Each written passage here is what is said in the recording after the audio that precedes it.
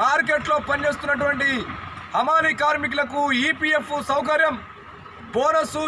కేంద్ర ప్రభుత్వాలు రైతులకు నష్టం చేకూర్చేలా తీసుకువచ్చిన వ్యవసాయ చట్టాలను రద్దు చేయాలని డోర్నకల్ నియోజకవర్గ Congress party in charge doctor Ramachandra Naik demand చేశారు. బుధవారం మండల కేంద్రంలో కేంద్ర రాష్ట్ర ప్రభుత్వాలు నిర్వహిస్తున్న ప్రజా వ్యతిరేక విధానాలకు వ్యతిరేకంగా ఏఐసీసీ పిలుపు మేరకు రైతులతో కలిసి సంతకాల సేకరణ కార్యక్రమం దంతాలపల్లి మండల కేంద్రంలో చేపట్టారు. ఈ సందర్భంగా రామచంద్ర నాయక్ మాట్లాడుతూ కేంద్ర ప్రభుత్వం నూతన వ్యవసాయ చట్టాల ద్వారా రైతులకు ప్రయోజనం లేదని ఆయన విమర్శించారు.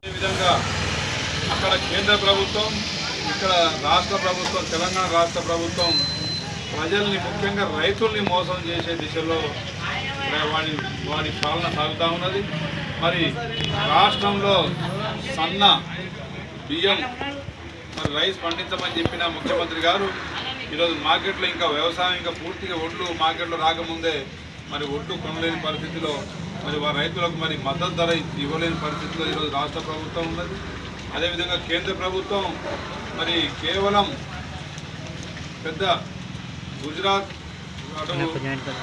బాంబే మరి వ్యాపారస్తులకు లబ్ధి చేకూరే విధంగానే రైతులను మోసం చేసే దిశలో చట్టాన్ని రూపొందించినారు. కాబట్టి మా కాంగ్రెస్ అధిష్టానం రాహుల్ గాంధీ గారు, అదేవిధంగా ఇక్కడ పిసిసి ప్రెసిడెంట్ ఉత్తమ్ కుమార్ రెడ్డి గారు, వర్కింగ్ ప్రెసిడెంట్ రేవంత్ రెడ్డి గారు, బట్టి విక్రమార్క గారు మరి అందరూ కలిసి సమిష్టిగా రైతుల దగ్గరికే పోవాలనే కార్యక్రమాన్ని రూపొందించారు. కాబట్టి గ్రామ గ్రామాన మరి రైతు సంతకాల సేకరణ తప్పకుండా ఈ 5 రోజులు చేసి తప్పకుండా రైతులను చైతన్యపరిచే దిశలో కాంగ్రెస్ పార్టీ కుటుంబ సభ్యులు అందరూ పనిచేయాలని చెప్పేసి కోరుకుంటూ ముగిస్తున్నాను. Thank you.